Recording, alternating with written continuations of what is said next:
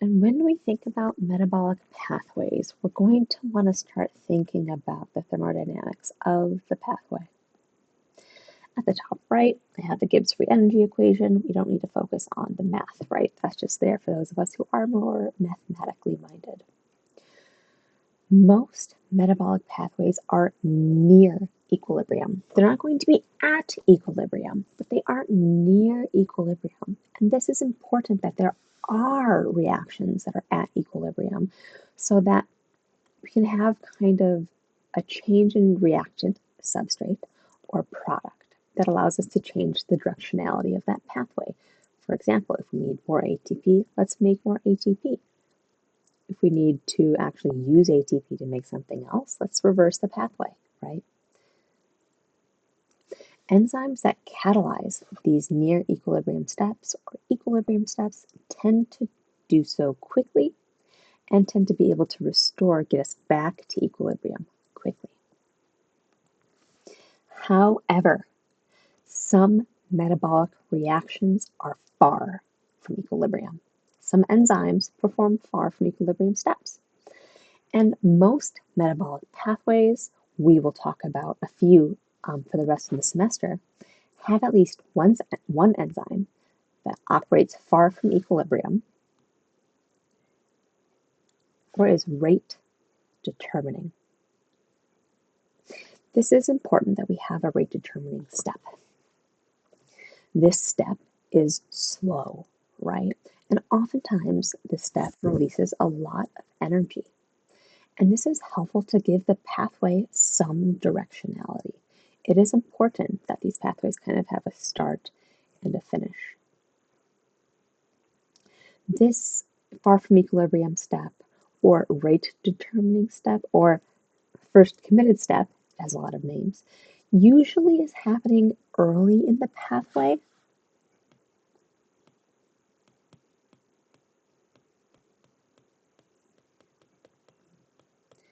But I don't want us to be confused by first committed step. It is not necessarily the first step. It may not be the first step. It's just near the beginning. So because pathways contain these rate determining steps that are highly exergonic, the pathways themselves aren't actually reversible. The series of enzymes that we'll talk about in glycolysis is not reversible because of the rate determining steps themselves that cannot be reversed, right? If an enzymatic step releases a lot of energy, that is in essence irreversible because it is only favorable in one direction and the reverse direction is not going to happen because we don't really have the ability to put that much energy into it. So now that we're thinking about pathways kind of being directional, we can talk about metabolic flux. And metabolic flux is the idea of how much total product is being made over time. So on the slide, folks, I've given you a hypothetical metabolic pathway where A is turned into B by enzyme 1, B is turned into C by enzyme 2, and C is turned into D by enzyme 3. The flux of the pathway is how much total D is made, but we want to keep in mind that it's how much product is made over time, so it's like a rate. And if we were to think about how flux could be increased or decreased or controlled through this pathway, we would want to focus on the rate limiting or rate determining step. Oftentimes we can call this the first committed step, right? And again, oftentimes it's very exergonic, large negative delta G. On the slide, I've kind of given you some of the synonyms that we can use to describe the rate determining step. You can determine the rate determining step in the pathway because the rate determining step has a single-headed arrow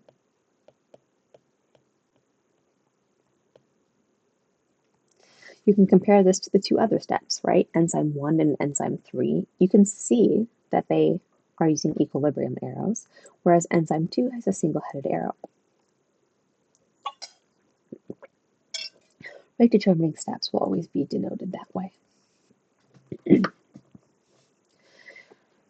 So controlling flux through a pathway, while the idea of controlling flux might be new to us, it's actually not brand new. We've already learned about how flux can be controlled. We weren't using that language yet. The first way to control flux is through inhibition or activation of the rate determining step. And this inhibition or activation can happen at the active site and the allosteric site. Think back to when we talked about inhibition earlier in the semester, right? In this slide, you're seeing an example of feedback inhibition, for example, when a downstream product comes back to inhibit an enzyme. Flux can also be controlled at rate-determining steps through covalent modification of enzymes. And again, we saw an example of this when we learned about glycogen phosphorylase. We saw that this enzyme can be covalently modified through the addition of phosphate, through phosphorylation. And phosphorylation of this enzyme activates it. And if it's a rate-determining enzyme, it is a rate-determining enzyme, then flux would be activated or increased. Lastly, folks, I am going to slightly complicate the idea that metabolic pathways are irreversible, right? In biochemistry, when we think about a metabolic pathway, we give it a name like glycolysis. And glycolysis, we'll get to it soon, is defined as converting glucose through a series of steps into pyruvate. So you see how we're kind of thinking about it unidirectionally.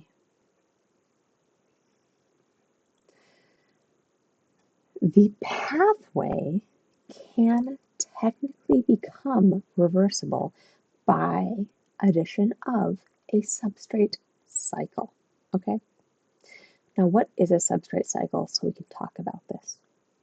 A substrate cycle occurs when we introduce an opposing reaction performed by a new enzyme. And this new enzyme works in a different way. It has a new mechanism.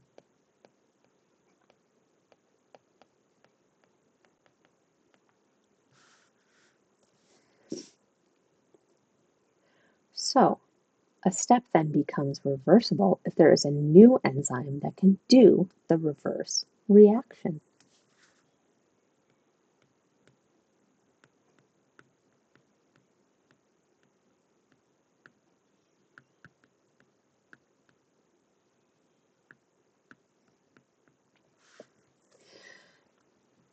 Also, this new substrate cycle, this new enzyme allows additional control over flux because we have a brand new enzyme that can also be allosterically controlled, for example.